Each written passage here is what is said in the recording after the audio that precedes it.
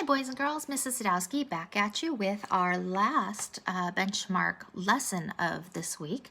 So again, we're working with Green Transportation Solutions, and today we're going to be focusing on the section titled Public Transportation. So that section is going to look like this, and it's going to be a couple pages long. And what we're supposed to do with it today is to look for some evidence that what makes public transportation a successful system. How do we know that public transportation is a green transportation solution? What makes it so great?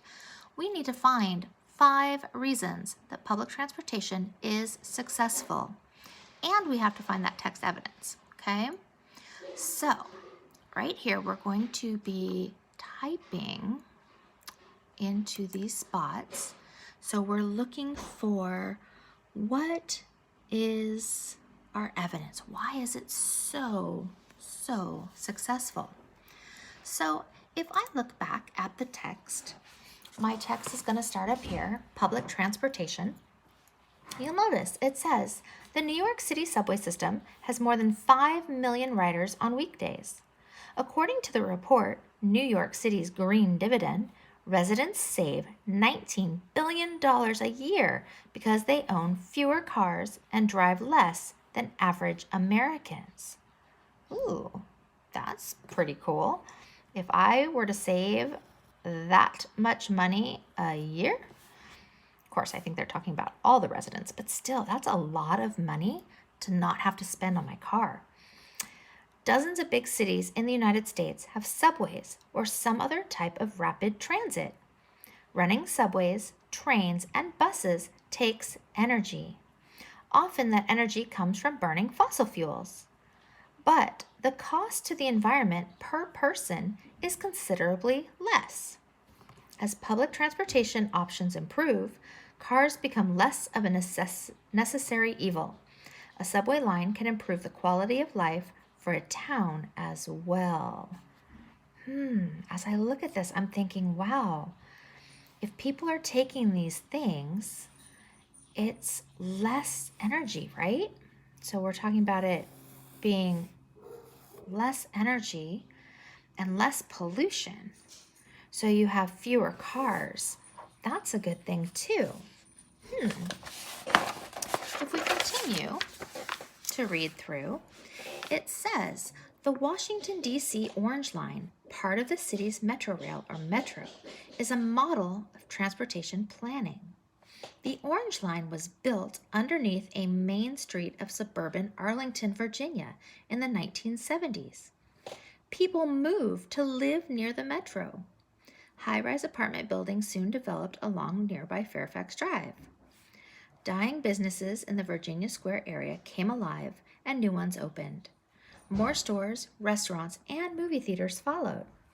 In 2008, the American Planning Association named the main street one of the top 10 great streets in the United States. That's pretty cool. They actually have it underneath a main street, and you have people moving to live close to it. And when people live close to it, then the businesses thrive. So that's good to know.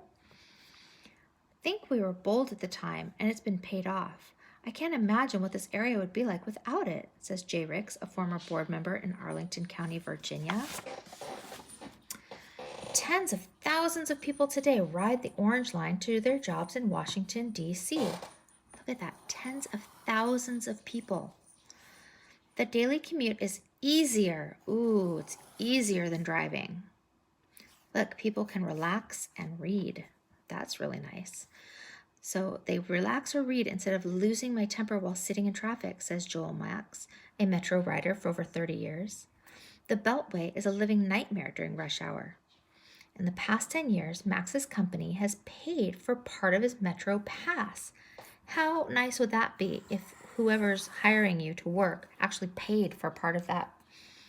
They too want to combat congestion and encourage the use of public transportation. With the rising price of gas and parking, commuting is now actually cheaper. So look, we have rising prices of gas and parking. So commuting is cheaper. Seems to me like there were some pretty good pieces of evidence in here as to why things are doing well. So your job is going to be, again, to go in to Benchmark, find these pieces of evidence, and you're going to type them in. Why is it that public transportation is so successful? Then at the bottom, they want you to look at paragraph 9. So paragraph 9, and we could look at it right here. This is the one about the orange line.